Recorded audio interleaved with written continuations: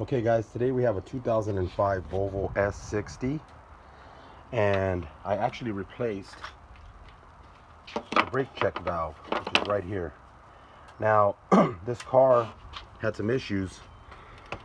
Every once in a while you'd step on the brake and it'd feel like the brake pedal would go down some, and then it would finally grab some pressure. And what happens is, I guess this line here goes to the brake booster and it creates pressure with the air from the intake over here.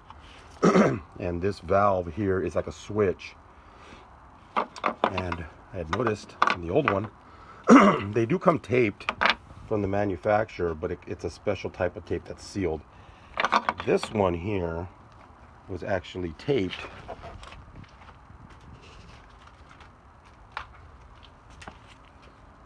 because it was broken. So I bought this car used, and they had used regular electrical tape on here. Seemed kind of weird to me. Took off the tape and I noticed this was broken, so I ordered the switch from Volvo.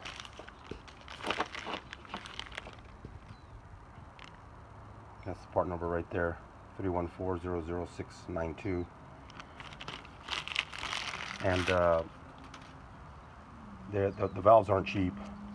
Through my shop I actually got it pretty cheap, but they're pretty pricey. I think I paid like $65 for this valve. And it's pretty simple. All you do is push on this little clip here, and then it's kind of hard to do with one hand, but if you push on this clip here and then just pull this out, basically this will come off. And I'm not going to do it right now because it's really hard for me to do it with one hand.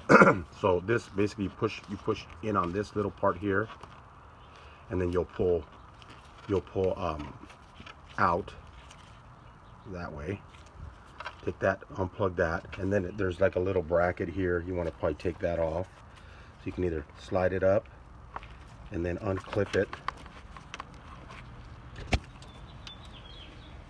from here and the bottom. It just basically, I might be able to get that off with my hand.